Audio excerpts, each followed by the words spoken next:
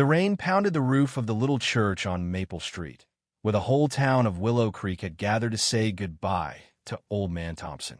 He was a saint in their eyes, always helping folks, especially kids who needed a kind word or a piece of candy. But that gloomy afternoon, nobody could have guessed the darkness about to unfold. Sarah Whitaker strutted into the church like she was walking a red carpet, her heels clicking sharp against the wooden floor. Trailing behind her was her 16-year-old daughter, Lily, moving slow with her cane. Lily had been born with a condition that weakened her legs, but her heart, pure sunshine. "Hurry up, you useless thing," Sarah hissed, loud enough for heads to turn.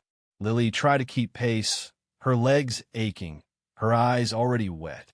Old Man Thompson had been her hero, slipping her peppermint sticks and telling her she was one of a kind. Sarah had never been kind to Lily. She was furious her daughter wasn't normal, obsessed with what the neighbors thought. That day, her anger burned hotter, maybe because folks were staring.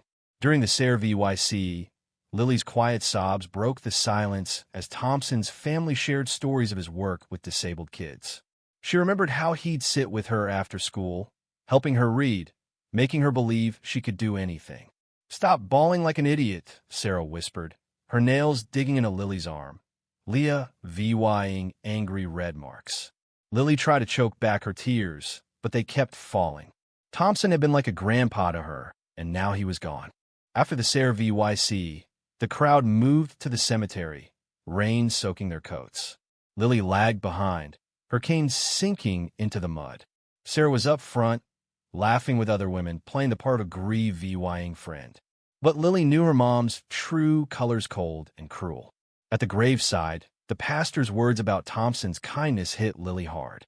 She wanted to lay a single daisy on his coffin, to say goodbye her way. She stepped forward, but Sarah's voice cut through the air like a blade. "Get back here." Everyone froze, eyes on Lily, her face burning with shame. She clutched her daisy and stepped back, head down. Later, at the community center, folks shared food and memories. Lily sat alone in a corner, still holding her flower. Sarah had snapped at her not to eat. "Fat crippled girls look worse," she'd said. Mrs. Clara Evans, Thompson's sister, spotted Lily and shuffled over, her smile warm. "That's a pretty daisy, sweetheart. Want to tell me about my brother?" Lily's face lit up. For once, someone cared about her feelings. She started talking how Thompson taught her to love books, how he made her feel special. But Sarah, half drunk on cheap wine, stormed over. "Lily, quit annoying people with your dumb stories," she barked. Clara stood tall, her voice firm. "She's not annoying anyone. She's sharing beautiful memories." Sarah's face twisted. "Mind your own business, you old hag. This is my kid, and she's a disgrace." The room went dead silent. Lily's eyes filled with tears. "Mom, please stop. You're being mean." Sarah's scream echoed. "Shut up." Then, in a moment that sucked the air from the room, she reached into her purse and pulled out a small pistol. She aimed it right at Lily's head. "I'm done with you, you worthless cripple," she shrieked. Lily dropped to her knees, trembling. People screamed, DVYing for cover. Kids sobbed. "Please, Mom," Lily whispered, her voice shaking. "I just wanted to say goodbye to Mr. Thompson. He was kind to me. He was kind because he pitied you." Sarah spat, the gun steady in her hand. "You've ruined my life." Among the chaos stood Detective Mark Sullivan, off duty but there for Thompson, who'd helped his own son years ago. Mark's police instincts kicked in. "Sarah, put the gun down," he said, his voice calm but firm, inching closer. "This isn't how you fix things." Sarah's eyes darted wildly. "Stay back. I'm done pretending to care about this mistake." Lily, shaking, found her voice. "I'm sorry I'm different, Mom. I'm sorry I make you sad." Those words shattered hearts. A sweet girl, apologizing for something she didn't choose. Mark kept talking, edging closer. "Everyone here loves Lily. She's not the problem." Sarah laughed, bitter and wild. "They judge me because of her." Clara, 75 and fearless, stepped forward. "I judge you, Sarah, not because of Lily, but because you're cruel to an innocent child." Sarah's tears were rage, not remorse. "That child destroyed everything. My husband left because of her." My friends ditch me. My life's over. Mark's voice cut through. Your life's over because of your choices. Lily didn't choose her disability. You chose to be cruel. The gun wavered in Sarah's trembling hand. Lily looked up, her big eyes full of pain. Mom, I love you, even when you're mean. I just want you to love me back. For a split second, Sarah's face flickered guilt. Maybe, but her anger won. I should have given you away at birth, she screamed. That was Mark's moment. As Sarah ranted, he lunged, grabbing her arm. The gun fired, the bullet slamming into the ceiling. Screams erupted as Mark wrestled the weapon away. Sarah fought like a cornered animal, spewing venom. She deserves to die. Cripples are useless. Mark cuffed her, her screams fading as police swarmed in. Sarah was arrested for attempted murder, child abuse, and more. The whole nightmare was caught on phone cameras. Lily, shaken but unharmed, was taken to the hospital, Clara by her side. Am I really worthless, like Mom said? Lily asked, tears streaming. Clara held her tight. You're precious, darling. Your mom's sick with hate, but her words aren't true. The town buzzed with shock. How could a mother do this?